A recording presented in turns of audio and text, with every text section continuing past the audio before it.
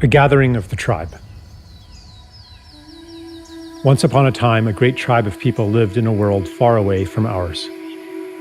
Whether far away in space or in time, or even outside of time, we do not know. They lived in a state of enchantment and joy that few of us today dare to believe could exist, except in those exceptional peak experiences where we glimpse the true potential of life and mind. One day, the elders of the tribe called a meeting. They gathered around, and one of them spoke very solemnly. "My friends," she said, "there is a world that needs our help. It is called Earth, and its fate hangs in the balance. Its humans have reached a critical point in their collective birthing, the same point our own planet was at 1 million years ago. And they will be stillborn without our help. Who would like to volunteer for a mission to this time and place and render service to humanity?" "Tell us more about the mission," they asked. "It is no small thing. Our shaman will put you into a deep, deep trance, so complete that you will forget who you are. You will live a human life, and in the beginning, you will completely forget your origins. You will forget even our language and your own true name. You will be separated from the wonder and beauty of our world and from the love that bathes us all. You will miss it deeply, yet you will be unable to name what you are missing. You will remember the love and beauty that we know to be normal only as a longing in your heart. Your memory will take the form of an intuitive knowledge as you plunge into the painfully marred earth that a more beautiful world is possible. As you grow up in that world, your knowledge will be under constant assault. You will be told in a million ways that a world of destruction, violence, drudgery, anxiety, and degradation is normal. You may go through a time when you are completely alone, with no allies to affirm your knowledge of a more beautiful world.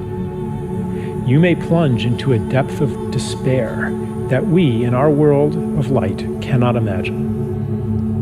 But no matter what, a spark of knowledge will never leave you.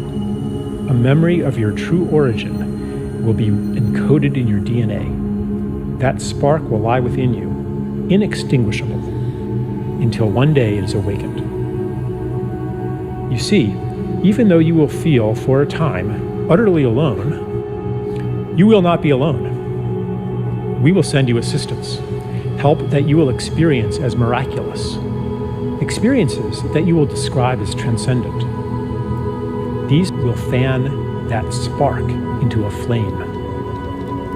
For a few moments or hours or days, you will reawaken to the beauty and the joy that is meant to be.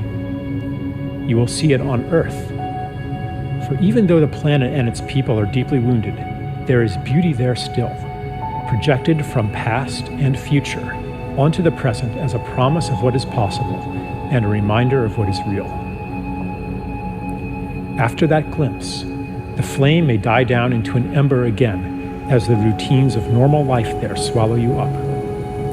But after each awakening, they will seem less normal, and the story of that world will seem less real. The ember will glow brighter. When enough embers do that, they will all burst into flame together and sustain each other. Because remember, you will not be there alone. As you begin to awaken to your mission, you will meet others of our tribe. You will recognize them by your common purpose, values, and intuitions, and by the similarity of the paths you have walked. As the condition of the planet Earth reaches crisis proportions, your paths will cross more and more. The time of loneliness, the time of thinking you might be crazy, will be over. You will find the people of your tribe all over the earth and become aware of them through the long-distance communication technologies used on that planet. But the real shift, the real quickening, will happen in face-to-face gatherings in special places.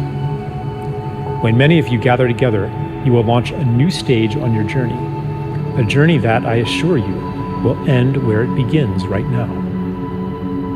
Then, the mission that lay unconscious within you will flower into consciousness. Your intuitive rebellion against the world presented to you as normal will become an explicit quest to create a more beautiful one. A woman said, "Tell me more about the time of loneliness, that we might prepare for it." The elder said, "In the time of loneliness, you will always be seeking to reassure yourself that you are not crazy. You will do that by telling people all about what is wrong with the world, and you will feel a sense of betrayal when they don't listen to you. You might hunger for stories of wrongness, atrocity, and ecological destruction, all of which confirm the validity of your intuition that a more beautiful world exists. But after you have fully received the help we will send you, and the quickening of your gatherings, you will no longer need to do that, because you will know. Your energy will thereafter turn toward actively creating that more beautiful world." A tribeswoman asked, "How do you know this will work? Are you sure our shaman's powers are great enough to send us on such a journey?" The elder replied, "I know it will work because he has done it many times before. Many have already been sent to Earth to live human lives and to lay the groundwork for the mission you will undertake now. He's been practicing. The only difference now is that many of you will venture there at once. What is new in the time you will live in is that you will gather in critical mass and will each awaken the other to your mission. The heat you will generate will kindle the same spark that lies in every human being. For in truth, each one is from a tribe like ours. The whole galaxy and beyond is converging on Earth, for never before has a planet journeyed so far into separation and made it back again. Those of you who go will be part of a new step in cosmic evolution." The tribesman asked, "Is there a danger we will become lost in that world and never wake up from the shamanic trance?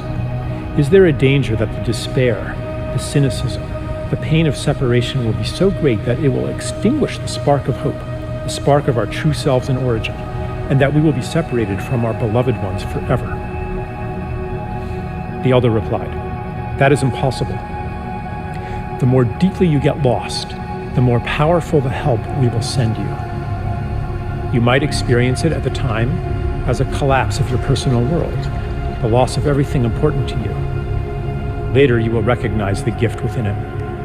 We will never abandon you." Another man asked, "Is it possible that our mission will fail and that this planet Earth will perish?" The elder replied, "I will answer your question with a paradox. It is impossible that your mission will fail, yet its success hangs on your own actions. The fate of the world is in your hands. The key to this paradox lies within you, in the feeling you carry that each of your actions, even your personal secret struggles, has cosmic significance. You will know then, as you know now, that everything you do matters." There were no more questions. The volunteers gathered in a circle, and the shaman went to each one. The last thing each was aware of was the shaman blowing smoke in his or her face. They entered a deep trance and dreamed themselves into the world where we find ourselves today. Here we are. Yeah, here we are. Here we are.